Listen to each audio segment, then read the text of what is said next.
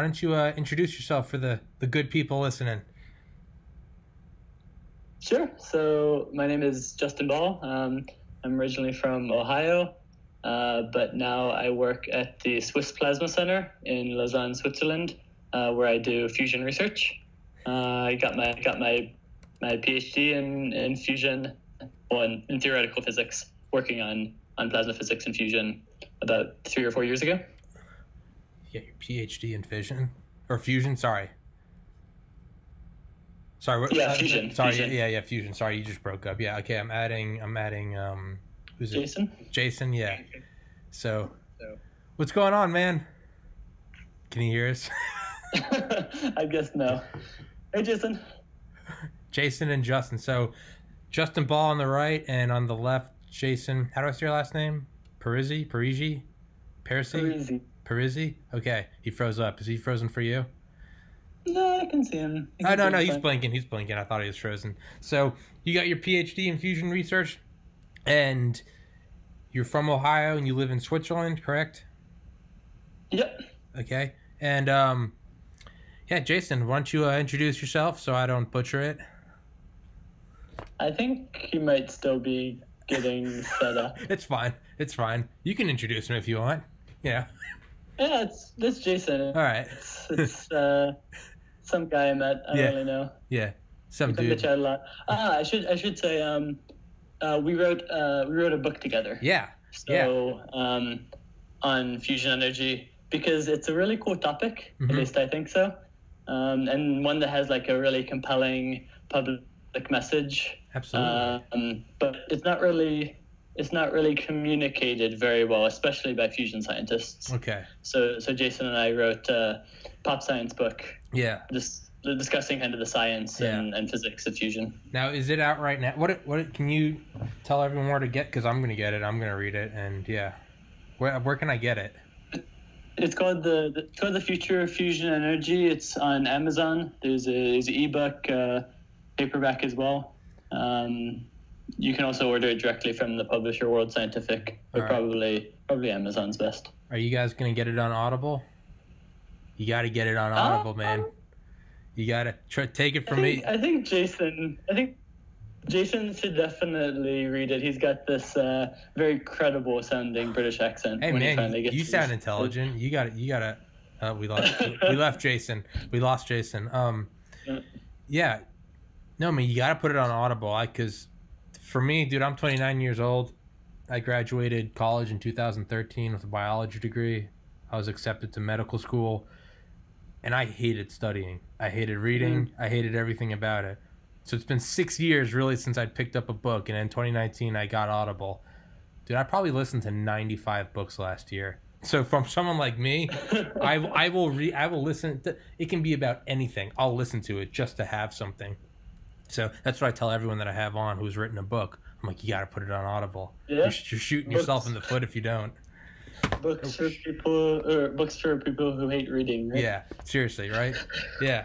Hey, Jason, you ready to rock? Absolutely, let's do it. Hello. He does have a credible English accent. You were right, Justin. He sounds smarter than both of us. Justin Ball on the right, Jason Parisi on the left. For everyone watching, Jason, why don't you introduce yourself? Okay, hi. Well, thanks for having us on the show, Tom. Absolutely. That's really kind of you. Absolutely. Okay, so obviously great to be here. My name is Jason Parisi. I'm a final year PhD student at the University of Oxford, and I'm currently studying turbulence in nuclear fusion reactors. Awesome. So yeah, you guys both have more intelligence in your pinky than I do in my entire body, but all right. So I've been reading more and more about this over the last couple weeks, and I almost feel like I'm missing something because it seems so glaringly obvious that we should be not only building a nuclear fission reactor every day, but we should be dumping $1 trillion into fusion. The more I'm reading about it, I'm like, wait, why is this not on the front page of every newspaper. And then I realized it has been since the Eisenhower administration, Atoms for Peace, when he said that we will have power too cheap to meter. And he wasn't even talking about fusion, he was talking about fission. All of the world's problems, and I'm probably going to get misquoted on this, stem from some sort of resource scarcity and energy competition. I mean, the most basic being desalination of seawater to give drinking water to everyone on the planet. That is an incredibly power-intensive, energy-intensive process. We run on the sun, which is fusion.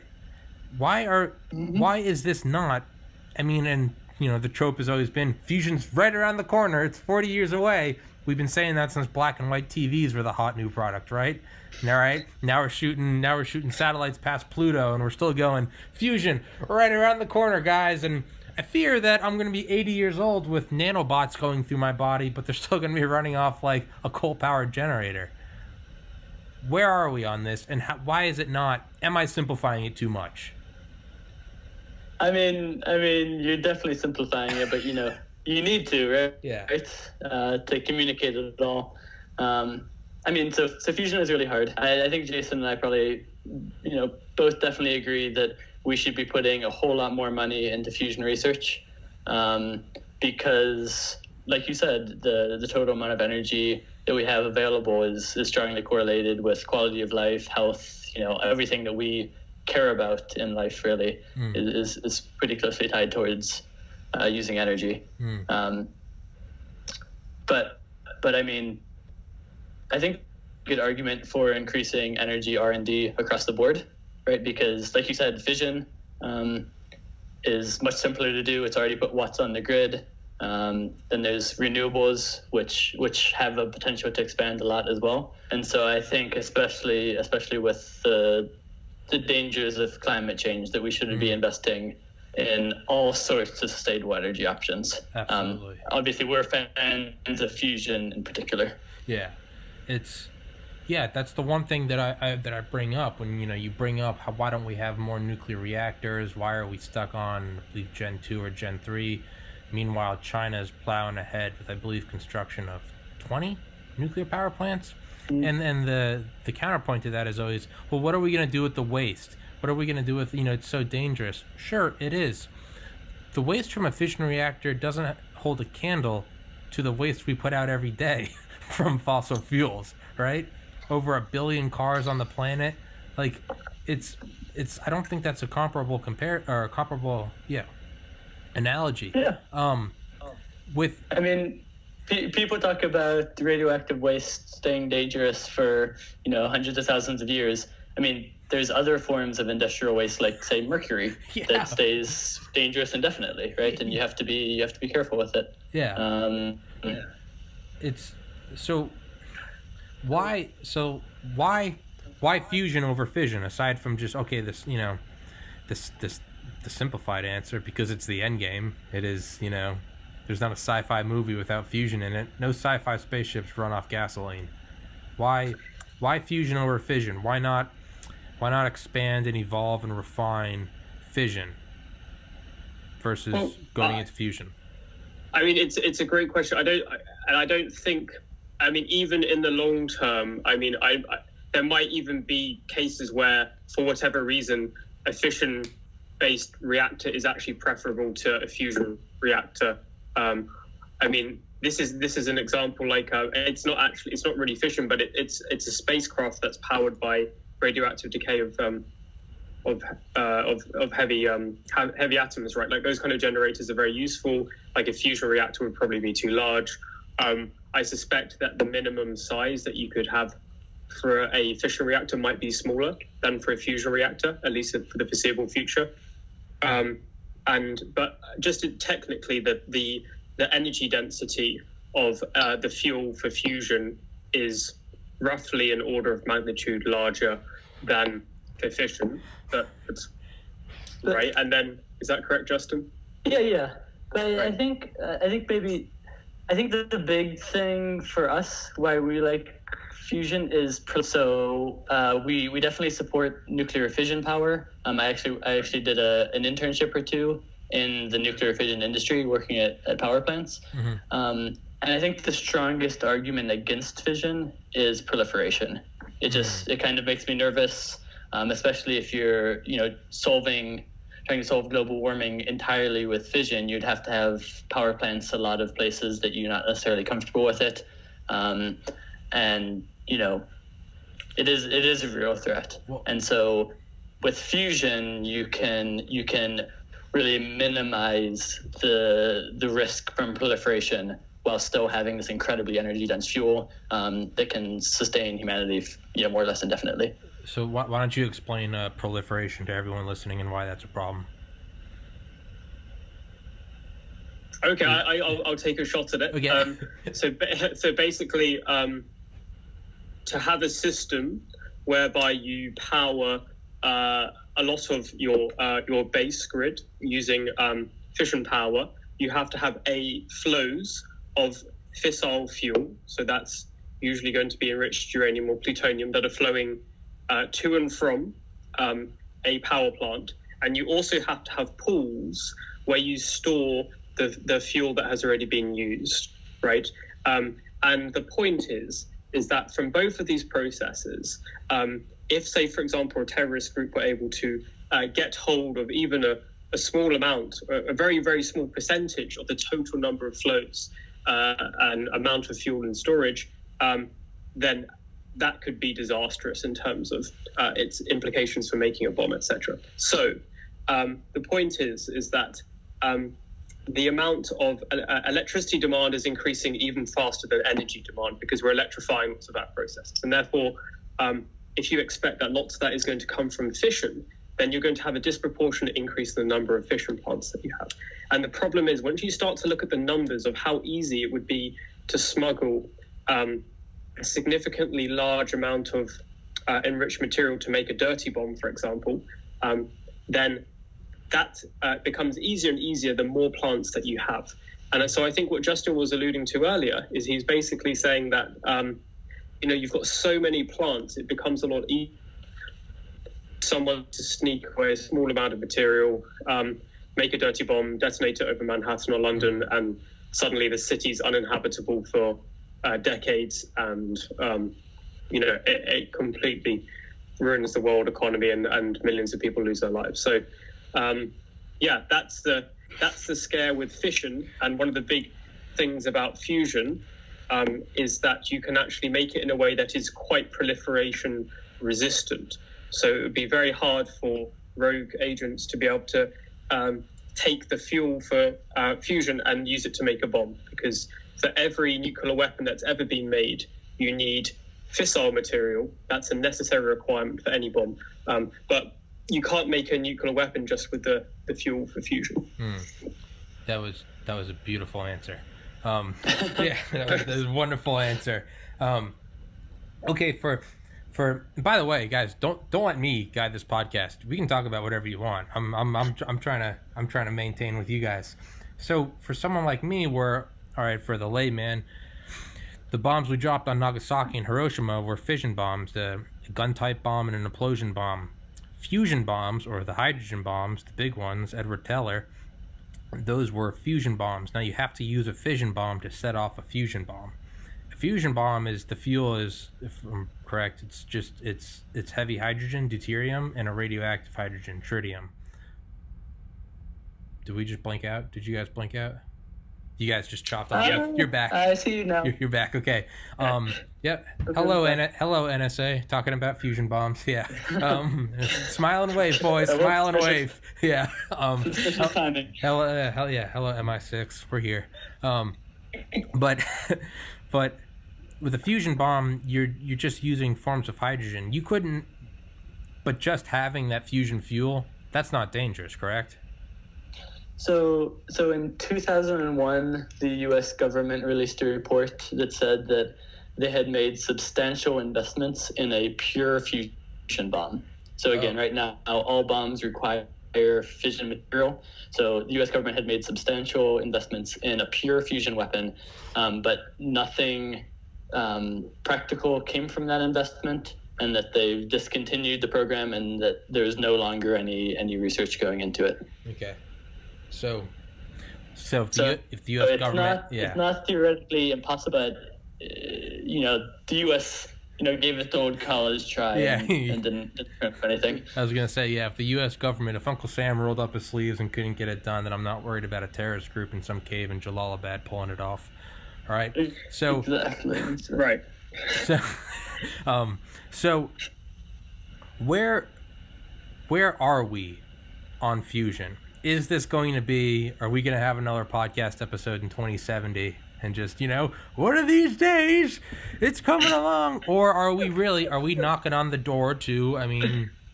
Because let's think about what would drive it more than you'd have to have something like the Manhattan Project, where it's a quantum leap in dominance.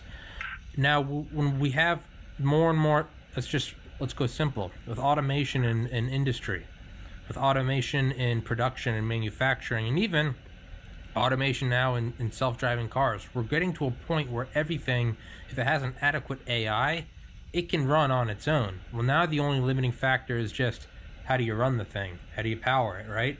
So we're getting to a point where now it's not even who has the best X, Y, and Z manufactured thing, a press, a car, a delivery service, a drone, whatever. It's now who can turn the lights on and keep them on cheaper.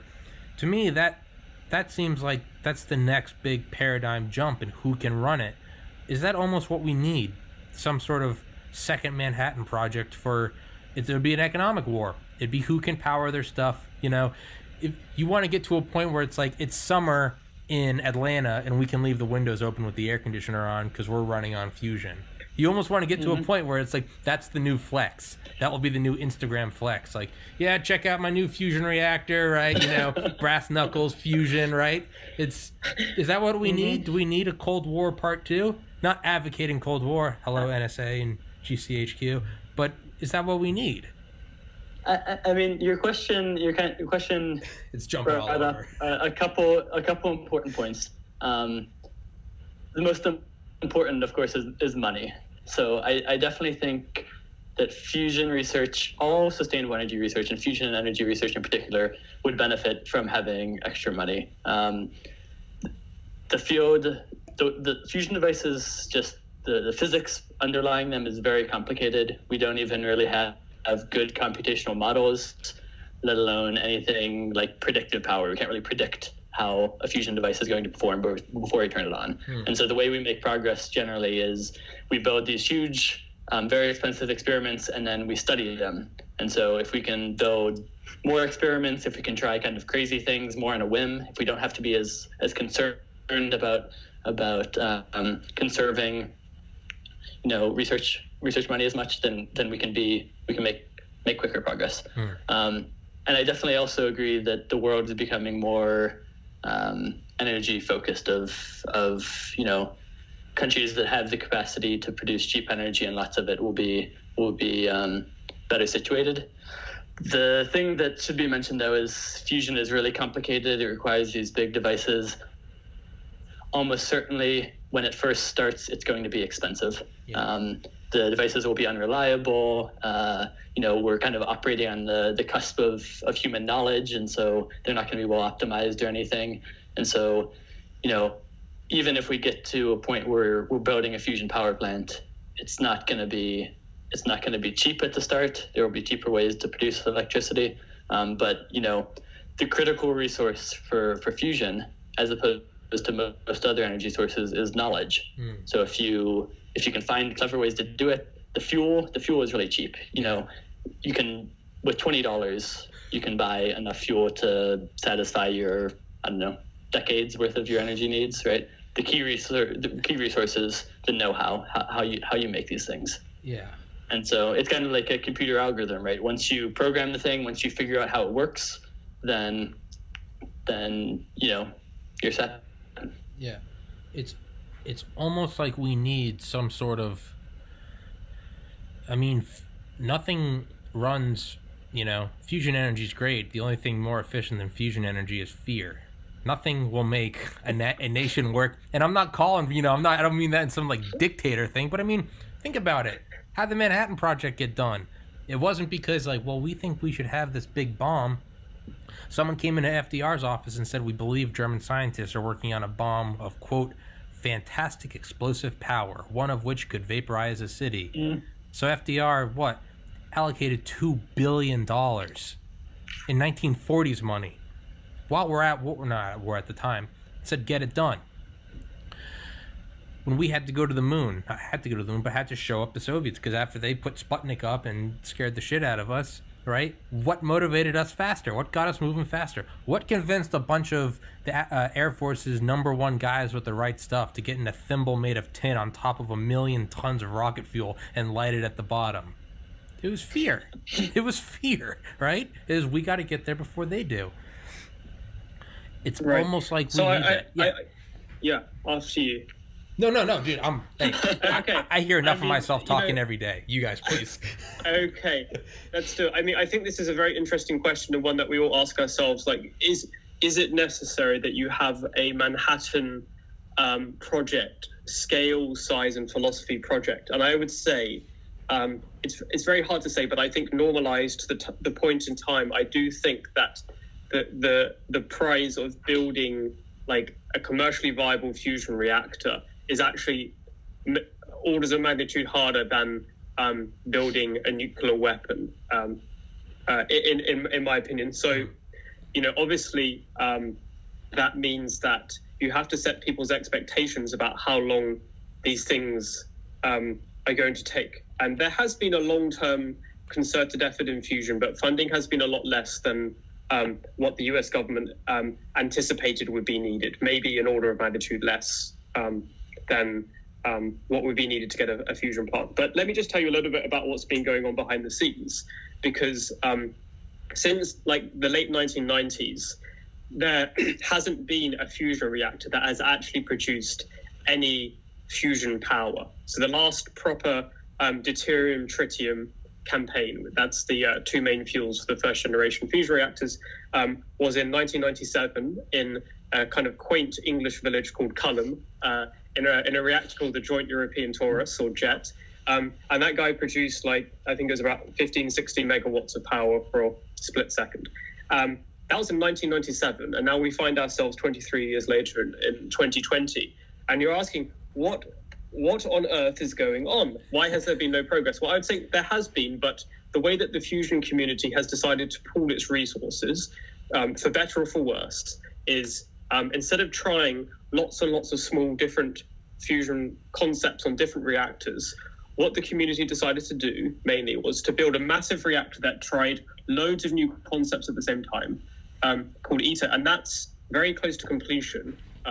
And it's kind of slated for the end of 2025. Let's see if it makes that. But you're going to see a lot of new technology there. And the size of the reactor is 10 times bigger than anything that's been built before. The heating systems are absolute behemoths. I mean, this thing is probably the most complex machine that humans have ever built. So,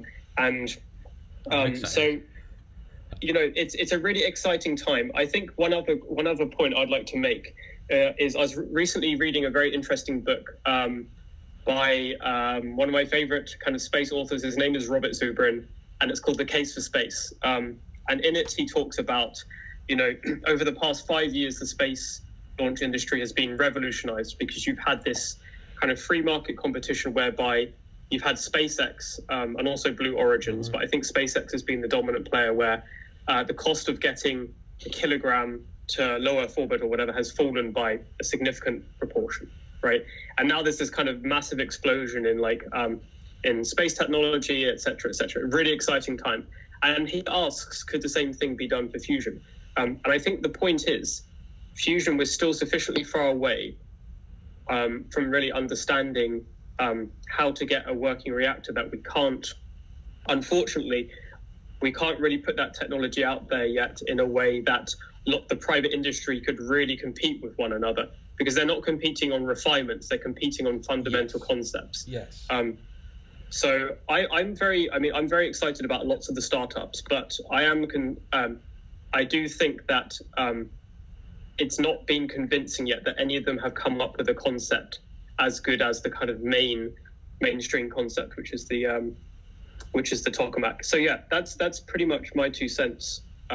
on those two things. So if you waited a little bit longer, like 2025, there are quite a few new exciting projects. Maybe Justin can tell us about a few of the other exciting projects that are coming up in Fusion. So, it's basically like it's been winter in the Fusion community for 20 years in terms of new devices, and spring is coming and new devices are on the horizon. Oh, yes. Yeah, I wrote down some points. I'll come back to that. Yeah, Mm-hmm. I said I wrote down some points about what you just said. The privatization. There's a brilliant point. It's not refinement. It's novel innovation. It's, we could. I believe the Apollo program was 5% of the GDP between 1963 or 1962 and 1969, or 1962 to 1972. Yeah, it's refinement. It's Blue Origin. It's SpaceX. It's United Launch Alliance. It's Boeing. It's all the military contracts. We've shot a million things, right? We can do that now. Yeah, there's no. We're not even at the point where we see like ExxonMobil and Shell producing fission reactors. That would be refinements, let alone fusion. Is that a baby step that needs to happen first? We need to see privatization or private companies creating fission, or does that have the self-limiting reagent of non-proliferation? We don't want to see it be taken off into that area. I mean, I would be very happy if the private industry was able to get involved in a very substantial way. Yeah. I really like Jason's analogy of it's been fusion winter and there's signs that the spring might be breaking. There's this there's this experiment ITER that he mentioned that's the world's largest science experiment. It involves over half of the world's population. It's a consortium of 37 countries, including the US, including all the countries in the EU, including China, Russia, Japan, that have contributed to this project. And I'm hopeful that this is kind of like the Kitty Hawk moment for fusion, and that it will be a big transition in how the field works and how people view the field, or in just simply people's awareness that fusion is a thing. Because ITER should be, if things go as planned, should be the first device in human history to produce net fusion power in a controlled way. So it's designed to use 50 megawatts of heating power to sustain the reactions that generate 500 megawatts, so half a gigawatt. So the scale is power plant scale. Yeah. And so this will be liftoff, showing that it's theoretically possible. And then all of a sudden, countries where previously, countries have been coming together to build these things, now all of a sudden countries will say, hey, we want to do this first. Yeah, right? yeah. Then you'll see this the split off of all these countries being like, we need to get ahead of these other people, right? Yeah. And so maybe, but not sure about fear, but maybe some elements of competition all of a sudden competition motivating, sprinkled with some existential fear. And then after that, after you get countries that are each building their own demonstration power plant. So again, ITER is kind of a proof of principle. It won't actually put electricity on the grid. Then you get countries that are competing against each other, fighting each other to be the first countries to produce a demonstration power plant that actually sells electricity. And then after that, you get the corporations that then take over, and really you get the great power of capitalism in the marketplace to reduce this to practice and get costs in a competitive situation. Yeah, I like that. I like that imagery. It's everyone's coming together, and everyone's throwing in just enough money to see if it works. As soon as it does, it's like, deuces, we're out of here. Like, we're going back home. We're bringing the money back home. But I mean, you almost kind of need that, right? You almost kind of need that. It's like how do you get the West Coast settled by America, right? Well, you send a couple guys out there and they go, hey, I think there's some gold out here. And then you get everyone. How else are you going to get a bunch of people to jump in covered wagons and be like, hey, we might die or might drown in a river, but there's gold in them hills. You kind of got to do it, right? It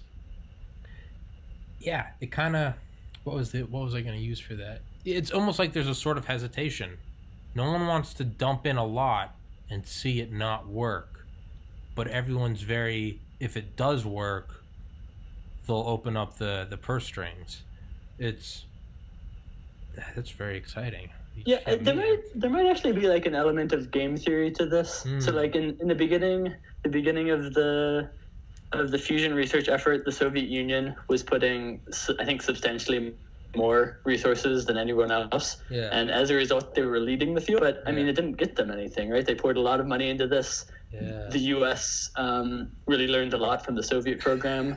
Tokamak. Yeah. The word tokamak is a Russian acronym. Yeah. And so they led the field. They made their mark on the scientific discipline, but it didn't get them a power plant. Yeah. And so at this moment now, it's kind of in your best interest to not put your resources in. Yeah. And as long as the project still goes, as long as you're still learning from it, and then put your resources in later when you have something to gain. I mean, look at the Manhattan Project. The KGB, Lavrenti Beryov, they had Klaus Fuchs, they had moles in the Manhattan Project. Why dump $2 billion in it when you can let the Americans do it, and then you just sneak on in there? Or look what the Chinese do with the F-35 Strike Fighter. Why dump $1 trillion in a research when you can just wait until they get it and then just hacker man go in there and get it? It's there is a little bit of game theory. But on the flip side of this, kind of viewing it from the other way, fusion is one of the best examples of international scientific collaboration. And so, even at the height of the Cold War, in 1968, so when tensions were close to their maximum, the Soviets made a big breakthrough in fusion, but they didn't have the sophisticated diagnostics they needed to verify. They thought they were getting really good performance, and a lot of their indicators were that it was true, but they couldn't be sure. And so actually some scientists from the UK traveled to Moscow, installed this sophisticated diagnostic, and verified that the Soviets really had achieved this incredible performance. And so fusion, despite the fact that it's nuclear technology, has a history of bringing countries together through international scientific collaboration. And in that sense, it's kind of an inspiration for the world. Yeah, International Space Station is a great example of that. I mean, that was $150 billion. Jason, where is this ginormous fusion thing going to be built in 2025? Where's it going to be? So it's in a very fine location in the south of France. It's in a place called Cadarache, which is close to Marseille. Isn't that where CERN is? Pardon? Isn't that where CERN is? Or no? Oh, no, CERN's a bit further north and a bit further to the east. So CERN is kind of in Switzerland, Italy, and Switzerland and Italy and France. Yeah. You can call me an idiot. It's fine. You don't need to be nice. No, that's dumb shit. Knowledge. You missed. Try again, Tom. Yeah. Sorry, but it's going to be in South of France. Yeah. I mean, you can look. They've been building it for quite a while now. I think it's. A few years ago, they mentioned that it was already over halfway built, whatever that means. But if you go onto iter.org, I think you can check out some of the images, which are quite. I mean, it's the scale of it is really mind blowing. Actually, after this, you can take a look if you like, or now, and it's really like the number of different types of facilities they have to build on site, the way that they have to transport. Some of the materials, they're like the huge magnetic coils, for example, for the tokamak, the vacuum vessel, all that kind of stuff. It's a mammoth undertaking. How do you spell it? ITER? EATER? Oh, ITER. There you go. Yeah. ITER. Yeah, I got a chance to visit it this past summer. Oh, you did? And I think the best analogy is that of a cathedral, because I mean it's.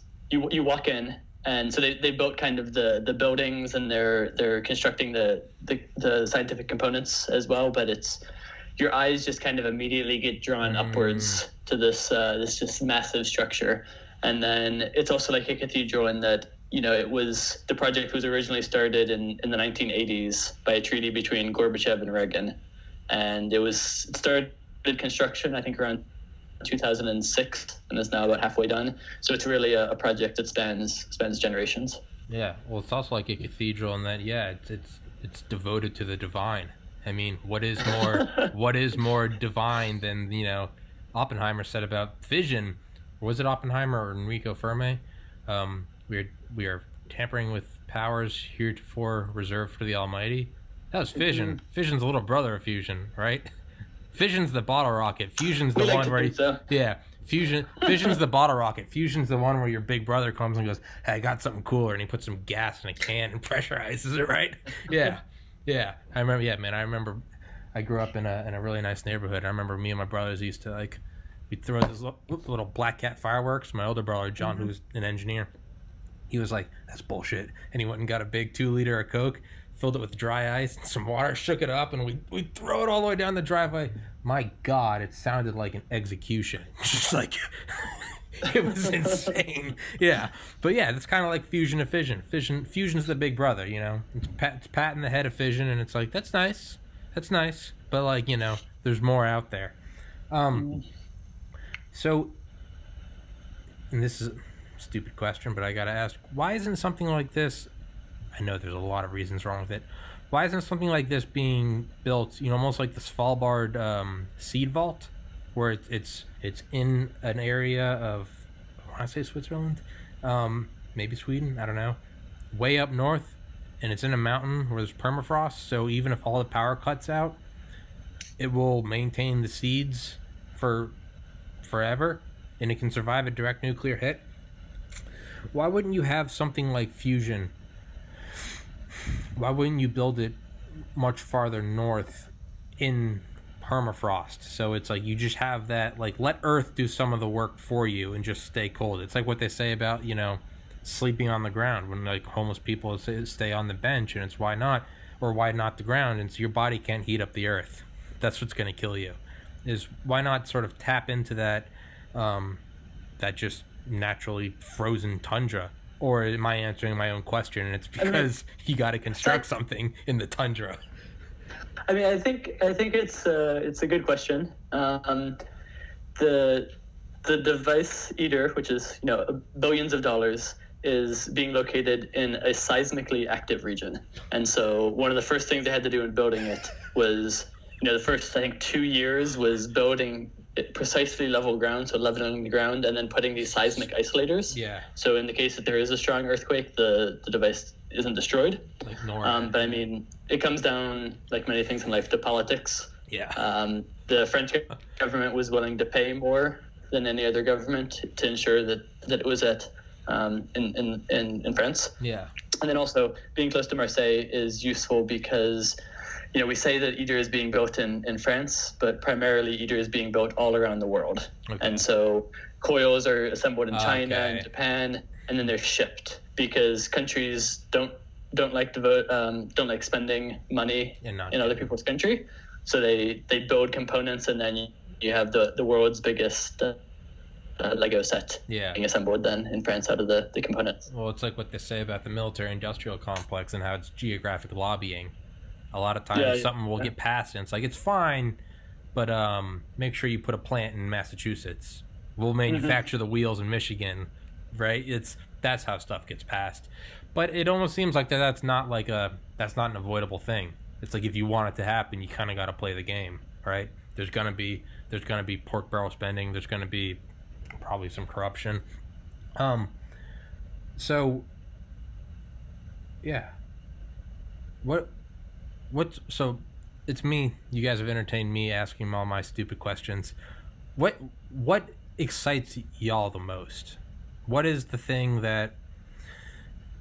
what makes it look realistic? When it's like, if you see this will be a video game in 2030, it's cool, it's whatever. But when someone says hey man, I got a new Xbox One X, I just got the new Modern Warfare, I got the new Just Cause, here's a 4K TV, you want to play it later?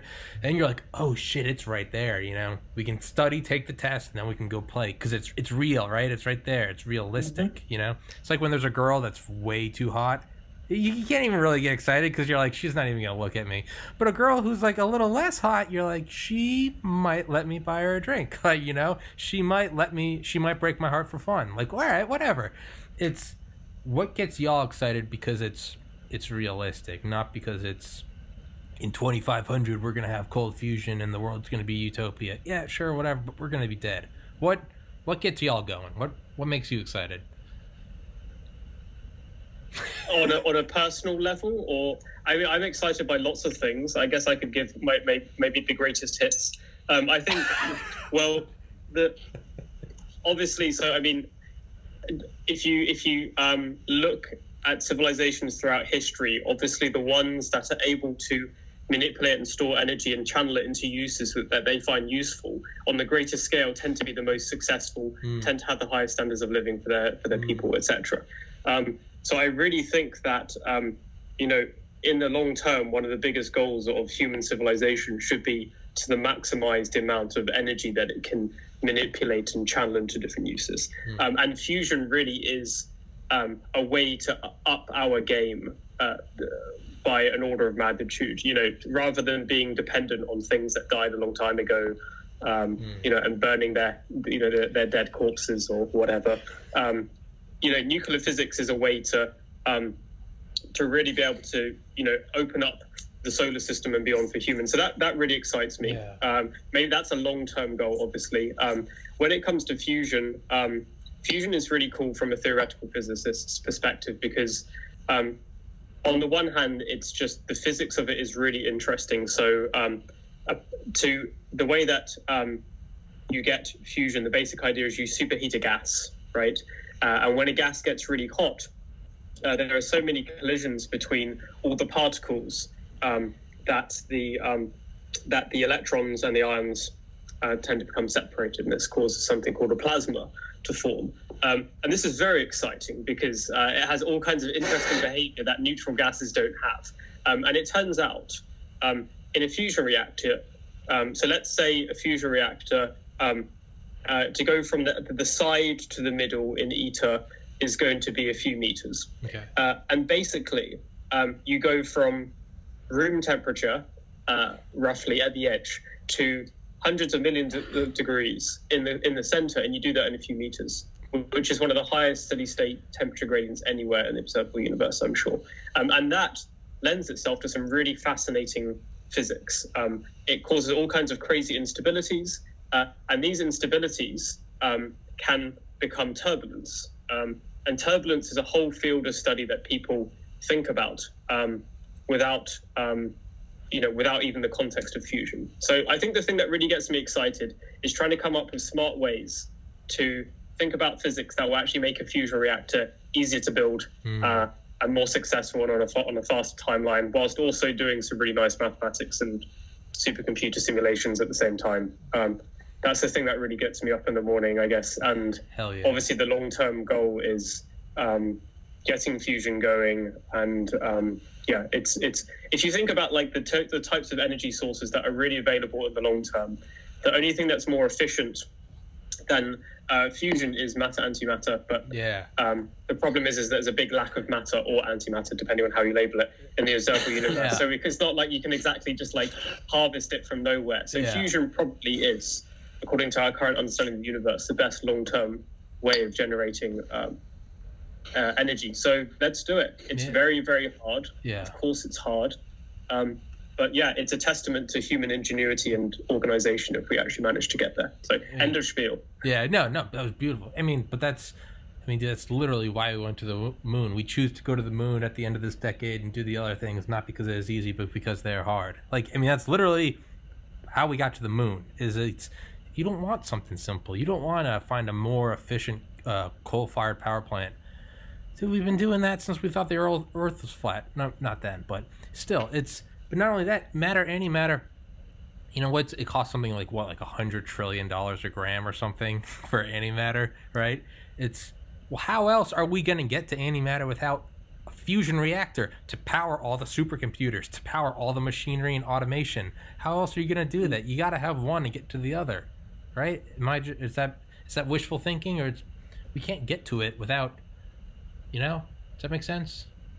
I mean, it's definitely true that in order to create inordinately large amounts of antimatter, you would need a very significant power supply.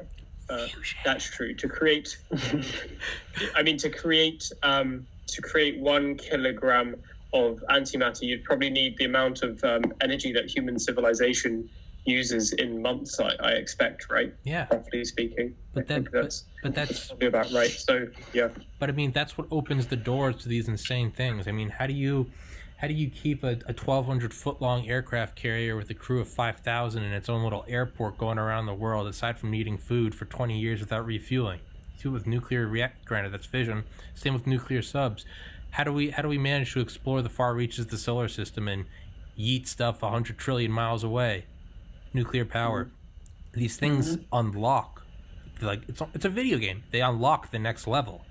And fusion. So not only would you need to power it, but I mean, as we move towards further and further automation and more complete and evolved automation, as well as artificial intelligence, we're going to get to a point where, we could have robots building the supercomputers. We could have all this manufacturing where it goes 24/7. You don't need human input. All right, we need 100 exaflops to crunch the power needed, or crunch the equation for antimatter. Why don't we build 10 of those supercomputers? Who's going to build it? The drones. Who's going to power the drones? Fusion. I mean, if you can get the outlet that never runs out, the sky's the limit, right? I mean, we can get to a point where then antimatter's done. And is there anything after antimatter? Is that the end all? Is that 100%? I think the rest is science fiction. I heard about as we know, but yeah. So speaking of science fiction, I heard about it's a black hole power plant. Oh Jesus! The idea is it's similar to matter, antimatter, just in a way more practical, but in a way very much less practical. But you have a very small black hole, and you can just drop any material you want into it, any matter that you don't want. You just drop into this black hole, and then through Hawking radiation, it radiates the matter back purely in the form of energy. And so it needs to be a really, really small black hole, like a microscopic black hole, to radiate enough energy to be useful. But theoretically, it might be possible. That's a mad thing. science. There's also another black hole idea, right? Which is using the Penrose process, whereby you can basically, most black holes have some kind of angular momentum to them. And the idea, I think this is different. So Justin was talking about Hawking radiation. Another idea is that you extract rotational energy from a black hole using something called the Penrose process. And this is, I think, even more laughable, but actually, if you look at the amount of energy stored in supermassive spinning black holes, it's probably quite a lot, actually. So if we run out, if we somehow get to the end game, whereby we fissioned all the fissile material and we fusioned all the fusionable material, you might be able to spin down black holes. But have you ever read the what is it, The Last Question or The Final Question by Isaac Asimov? Is that the one with the electron pump, or is this different? No, this is like a 2-minute read. It's like 2 pages, but it's. They have like I think they have a fusion reactor, and they're like, how long will this run? And they're like, it'll run until hydrogen runs out. And someone's like, well, hydrogen will eventually run out. And he's like, yeah, but like that's in like 10 to the 80 years. And he's like, but we will eventually get there, right? So they go and they ask the supercomputer, and I don't want to spoil it for you. It's legitimately like a 5-minute read. It'll stick with you. But the question comes up, and it's like, but it will eventually happen, right? It's insane. It's a mind blower. But I mean, sorry, what? No. I think I have read it. Yeah, I should read it again because I don't remember the ending. It really is. You can read it in the time it takes to take a shit, depending on how much fiber you eat. But like when you said a laughable idea, it's I heard someone say yesterday, and he was like, imagine if the Wright brothers had been a lawyer and an accountant. And one of them said, I think we can build this. And you said, what? Think about the liabilities. What about the profit margin? What about the influx? You're not going to get anything. This is bad PR. Why are we doing this when we're already making 40% on bicycles? You're right. We're not going to do that. Like, that sucks. You got to have a dreamer. So, I mean, you got to have to get to the point where it's laughable, right? You got to look at it. You got to approach the laughable stuff. What I was going to say was, this is my stupidity showing, but if you ever take like a metal spoon and you bend it back and forth and it starts to get hot, right? I don't know if you ever did that or if I was just a dumb kid. If you use like spaghettification on a black hole, Neil deGrasse Tyson says it pulls everything apart like spaghetti. Could you somehow like harness that heat to boil away water? Have something infinitely stretched by a black hole and use that kind of like a bendy spoon? Or is that kind of like, if you're at a point where you can like approach a black hole and not die, you're probably far beyond boiling water for energy? I think the problem is that the stretching that happens, it would require an acceleration of the object, which would be so great that it would break apart the electric bonds that are holding together the material, I think. Yeah, well, I don't think we're anywhere close to that. So, I mean, imagine you had an infinitely long, a very, very long rope. Let's say it's half the diameter that is the radius of the Milky Way, and you kind of like tease it towards the black hole in the middle. And the idea is that you accelerate it or you heat it up. You would just need an insanely ridiculous material that is able to be stretched by orders of magnitude. And then you somehow need to get it out of there as well. Space elevator on steroids. There we go. Exactly. Stretchy space elevator. Justin, so Jason and I kind of we skipped over you, but what gets you excited, man? Thanks for remembering. Yeah. What gets you guys have been talking a lot about the future, right?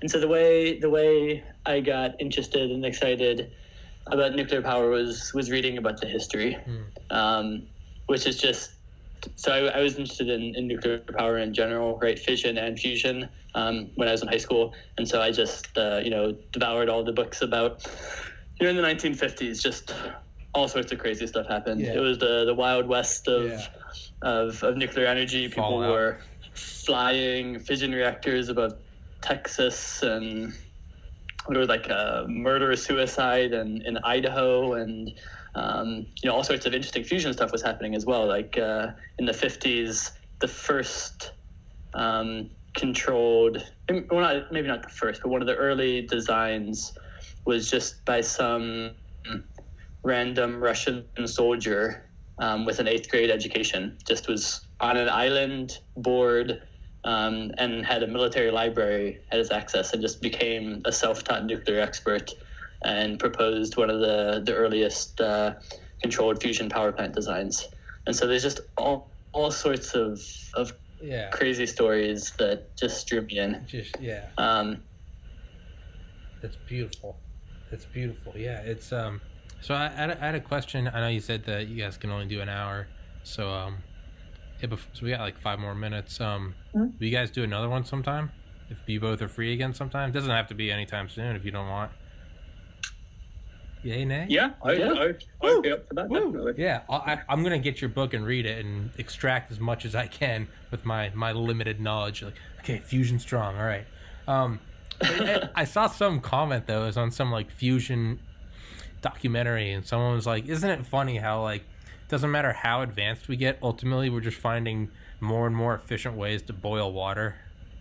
Is right? It's all so what I want to ask is there a way to get energy out that isn't just boiling water and spinning a turbine? Like, is there a more direct way? Is there something that's more direct from fusion? Is there, or is it, do we have to have some medium where we convert it to work or energy or whatever the proper physics term is? Or is it always boiling substance, something? I mean, there are already examples, right? So wind turbines, they directly rotate a coil within a permanent magnet, which creates electromagnetic induction, which I think is how most of our electricity is generated. With fusion, you're right. The early plants will be very sophisticated water boilers, which is a huge accomplishment, obviously. Yeah. To be fair, as a species, we are very good at boiling water. I actually just earlier today. We aren't, or we are. We are. Hey, we are fantastic. We are. Yes. We are the destroyers of world. In terms of the water species, they hate us because we boil them for fun. I boil them to power my phone while I'm taking a shit, and I look at memes. Like, yeah. So, sorry. Back to what you were saying, Jason. It's a very good question, because obviously there are thermodynamic limits that you get when you have two. When you have two baths at different temperature, and you need to convert one thing into another. I think that what I would say is there are things called there is a form of fusion called Neutronic Fusion, which are reactions that are harder to do, because the probability that the fuels will hit each other is a lot lower. But the basic idea is that instead of generating neutrons that go on to heat up water, which is what deuterium and tritium do. Deuterium and tritium, they fusion into a helium particle and a neutron. Some of the more advanced fuels actually might have, say, for example, positively charged products. So, say, for example, you might just have a proton that goes off and is going off at a very high speed, and somehow you're able to convert that. It's like an electric current, and you convert that into useful electricity. But I think current research attempts at this have not been very efficient. It's maybe at most 10 to 15% efficient. But Justin, do you have anything to add to that? So this is called direct energy conversion, basically. And so for the current type of fusion we're trying to do, the easiest type of fusion, deuterium, tritium, most of the energy comes off in the form of a neutron, which is neutral. So you can't really use direct energy conversion. For more advanced types of fusion, you potentially could. Theoretically, the efficiency can be quite high of direct energy conversion, much higher than boiling water. But in practice, it's very challenging, and I don't think anyone's really demonstrated at any sort of significant scale that it can be done. But it's definitely interesting. Yeah, maybe we should master a sustainable fusion reaction before we worry about the what we're gonna boil. It's it's kind of like if you're seeing that meme where it's like me like daydreaming about like what color my Lamborghini is gonna be in as I get yelled at from my parents for being unemployed. Like it's like, and then maybe we should worry about the other one. But hey, it's 4 p.m. my time. It's been exactly 1 hour. I know that's what y'all have available for today, but Justin, I'll email you my or Jason, whoever, I'll email you the schedule. I think I'm pretty much full for like the next almost 2 weeks. We should definitely do another one. I'll read your book or attempt to read it, and we can come back on and talk more about it, and you guys can talk about stuff that is light years above my head. But I'm happy to learn, and I'm happy to just try to inform some people that if we're not pursuing further fission reactor construction and fusion research, we are going in the exact opposite direction of evolution. We are walking right back into the caves. Like we are, yeah. So, guys, thank you so much for coming on. Jason Parisi, Justin Ball, authors of The Future of Fusion Energy, available on Amazon.com. Very nice to have you guys. Thank you so much for being here. Thanks a lot, Tommy. All right, guys. Great. Peace. Take care. Stay safe. Coronavirus. Yeah. Peace. Stay safe. Thank you. Peace. See you guys. Sure, yeah.